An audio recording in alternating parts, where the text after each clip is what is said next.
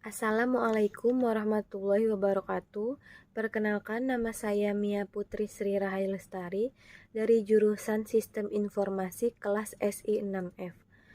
Mata kuliah IT Risk Management, nama dosen Megawati Mkom.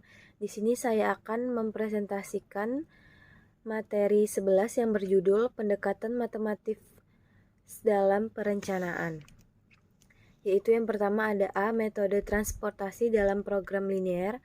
Jika masalah perencanaan agregat dipandang sebagai masalah alokasi kapasitas operasi untuk memenuhi permintaan yang diperkirakan, maka rencana agregat dapat dirumuskan dalam format program linear. Selanjutnya B. Linear Decision Rule atau LDR. Model perencanaan agregat yang berupaya untuk mengoptimalkan tingkat produksi dan tingkat jumlah tenaga kerja sepanjang periode tertentu. Model ini meminimisasi biaya total dari biaya gaji, rekrutmen, PHK, lembur, dan persediaan melalui serangkaian kurva biaya kuadrat. Selanjutnya yang C, Manajemen Coefficient Model atau MCM, dikembangkan oleh I.H. Baumann yang membangun suatu model keputusan formal di seputar pengalaman dan kinerja manajer. Teori yang mendasari adalah pengalaman masa lalu manajer sehingga dapat digunakan sebagai dasar menetapkan keputusan di masa depan. Teknik ini menggunakan analisa regresi terhadap keputusan produksi yang diambil manajer di masa lalu. Selanjutnya D. Simulasi. Suatu model komputer yang dinamakan penjadwalan lewat simulasi.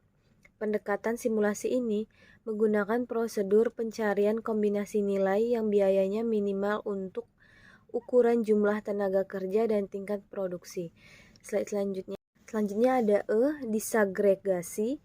Output dari operasi perencanaan agregat biasanya berupa jadwal produksi untuk pengelompokan produksi berdasarkan famili.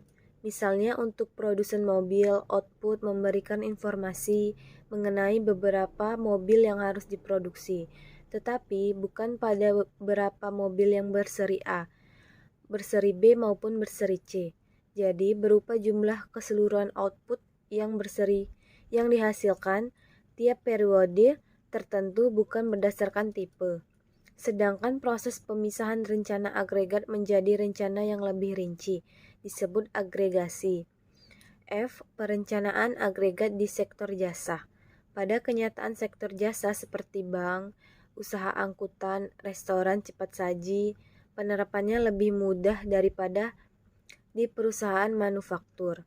Pengendalian biaya meliputi pengendalian yang ketat atas jam kerja di perusahaan jasa dapat dipastikan menghasilkan tanggapan cepat terhadap respon konsumen.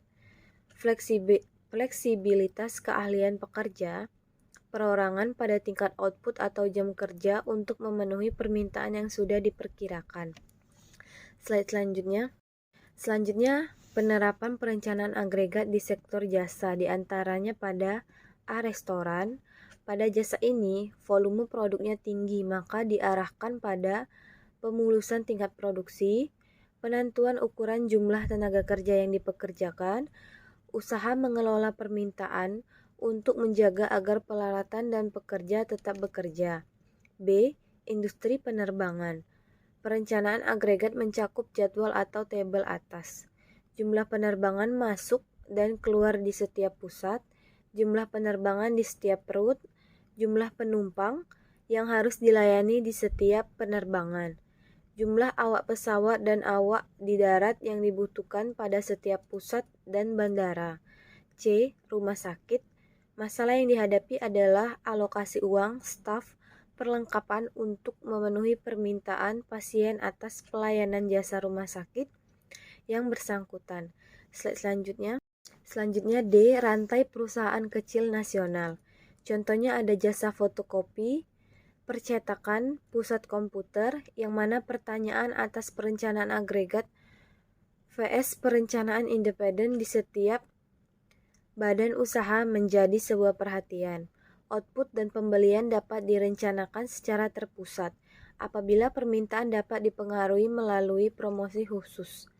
Pendekatan ini menguntungkan karena mengurangi biaya pembelian dan periklanan dan membantu arus kas di lokasi yang independen.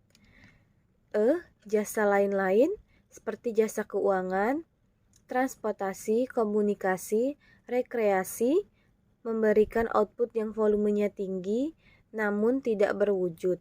Untuk jasa semacam ini lebih utama pada perencanaan persyaratan sumber daya manusia atau lihat bab tentang sumber daya manusia dan pengelolaan permintaan. Slide selanjutnya. Selanjutnya ada penjadwalan jangka pendek atau short term scheduling. Pentingnya strategi penjadwalan jangka pendek. 1. Dengan penjadwalan yang efektif, perusahaan dapat menggunakan asetnya dan menghasilkan kapasitas investasi yang lebih besar dan sebaliknya, mengurangi biaya. Kedua, penjadwalan menambah kapasitas dan fleksibilitas yang terkait dan memberikan waktu pengiriman yang lebih cepat, dan dengan demikian pelayanan kepada pelanggan menjadi lebih baik. Ketiga, dengan menggunakan konsep penjadwalan jangka pendek, maka keunggulan kompetitif dengan pengiriman dapat diandalkan.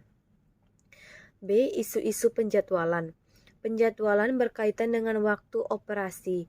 Penjadwalan dimulai dengan perencanaan kapasitas yang meliputi fasilitas dan penguasaan terhadap mesin. Kemudian jadwal induk membagi rencana kasar dan membuat jadwal keseluruhan untuk output.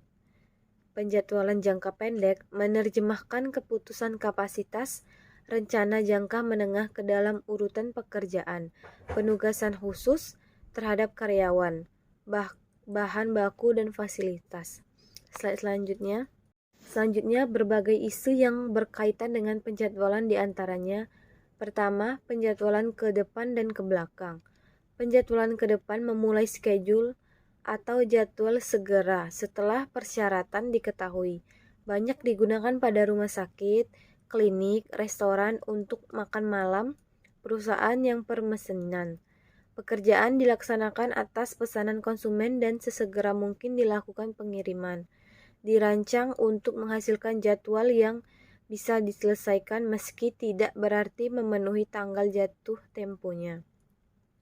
Penjadwalan ke belakang dimulai dengan tanggal jatuh tempo. Menjadwal operasi Finsal dahulu. Tahap-tahap dalam pekerjaan kemudian dijadwal pada suatu waktu dibalik. Dengan mengurangi lead time untuk tiap item akan didapatkan waktu awal.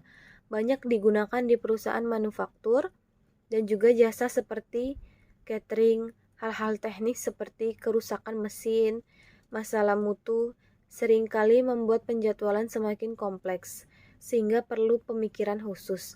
Slide selanjutnya. Kedua, ada penjadwalan kriteria proses. Teknik penjadwalan yang benar tergantung pada volume pesanan, ciri operasi dan seluruh kompleksitas pekerjaan. Oleh karenanya ada 4 kriteria, yaitu A. Meminimalkan waktu penyelesaian dengan cara menetapkan rata-rata waktu penyelesaian. B. Memaksimalkan utilitas dengan menetapkan persentase waktu fasilitas digunakan. C. Meminimalkan persediaan barang dalam proses dengan menetapkan rata-rata jumlah pekerjaan dalam sistem. D. Meminimalkan waktu tunggu konsumen dengan menetapkan rata-rata keterlambatan. 4 kriteria ini digunakan dalam industri untuk mengevaluasi kinerja penjadwalan, sehingga pendekatan penjadwalan harus jelas, mudah dimengerti, dan dilaksanakan fleksibel dan realistik. Slide selanjutnya, yaitu C. Proses penjadwalan berfokus pada pusat kerja. Fasilitas ini berfokus pada proses atau job shop, yaitu tingginya variasi yang dihasilkan, volume rendah, dan biasanya diterapkan pada manufaktur maupun jasa. Sistem dibuat berdasarkan pesanan dan biasanya berbeda dalam bahan baku, urutan proses, waktu proses, dan sit-up. Karena perbedaan ini, maka penjadwalan menjadi kompleks. Oleh karena itu, sistem ini harus menjadwal pesanan yang akan datang tanpa mengganggu kendala kapasitas pusat kerja individu. B. Mengecek ketersediaan alat dan bahan baku sebelum memberikan pesanan ke suatu departemen. C. Membuat tanggal jatuh tempo untuk tiap pekerjaan dan mengecek kemajuannya. D. Mengecek barang dalam proses pada saat pekerjaan bergerak menuju perusahaan. E. Memberikan feedback pada aktivitas produksi. F. Menyediakan statistik efisiensi pekerjaan dan memonitor waktu operator untuk analisis distribusi tenaga kerja, gaji, dan upah. Sistem penjadwalan baik yang manual maupun otomatis perlu data yang akurat dan relevan, sehingga membutuhkan database dengan file perencanaan dan pengendalian. 3 file perencanaan yaitu A. File master barang, B. File routing, C. File master induk pusat kerja.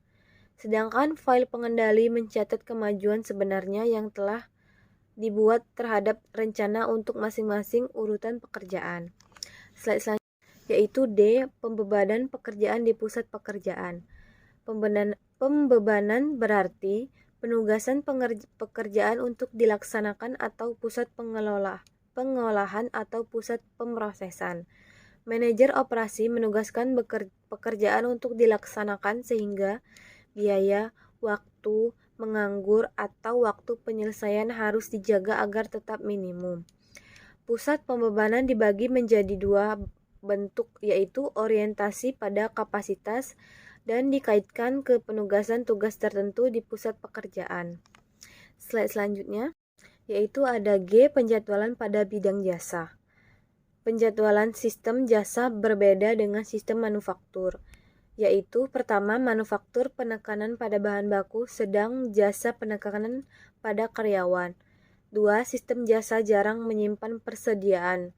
Ketiga, sistem jasa lebih banyak menyerap tenaga kerja dengan variabilitas tinggi.